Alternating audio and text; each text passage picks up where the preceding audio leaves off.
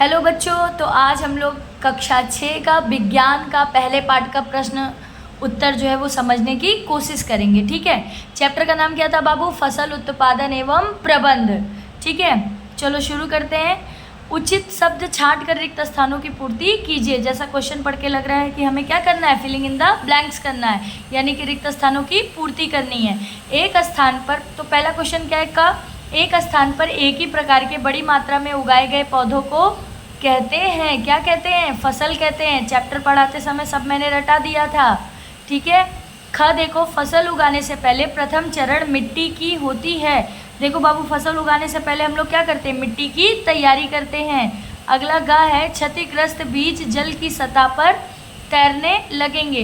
देखो बाबू, बुआई से पहले जब हम लोग स्वस्थ बीज का जब चयन करते हैं तो बीजों को हम पानी में भिगो देते हैं, तो जो हल्के और जो अनहेल्दी बीज होते हैं वो सतह पर क्या करने लगते हैं? तैरने लगते हैं। अगला घ क्या है? फसल उगाने के लिए पर्याप्त सूर्य का प्रकाश एवं मिट्टी से पोषक तथा जल आवश्यक है। फसल उगाने के लिए हमें किन किन चीज़ों की ज़रूरत होती है बाबू? तो सूर्य के प्रकाश की, मिट्टी से पोषक तत्वों की और जल की आवश्यकता होती है। चलो अगला देखते हैं। क्वेश्चन 2 में क्या है?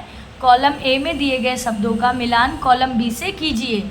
ठीक है, आपकी बुक में देखो बाबू, जो आंसर है वो ऊपर नीचे दिया होगा। नोटबुक में पूरा आंसर प्रॉपर तरीके से लिख दिया गया है। ठीक है, तो आपकी सुविधा के लिए ये रहेगा।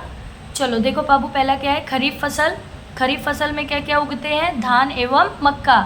रबी फसल में क्या क्या उगते हैं? गेहूँ, चना, मटर।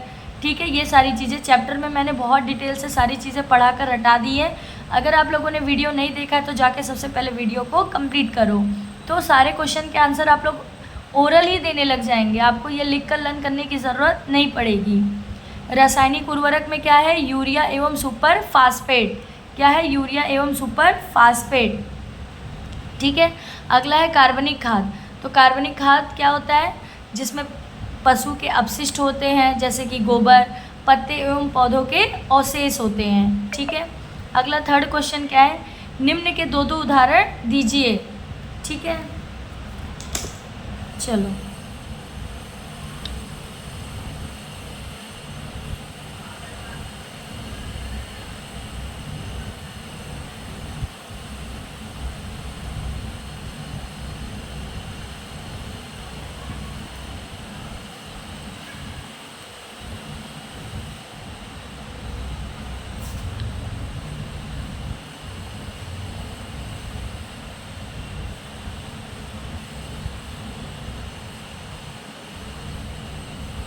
चलो देखो बाबू, तो खरीफ फसल के दो उदाहरण कौन से हैं? धान एवं मक्का। रबी फसल के कौन से उदाहरण है? गेहूं एवं चना।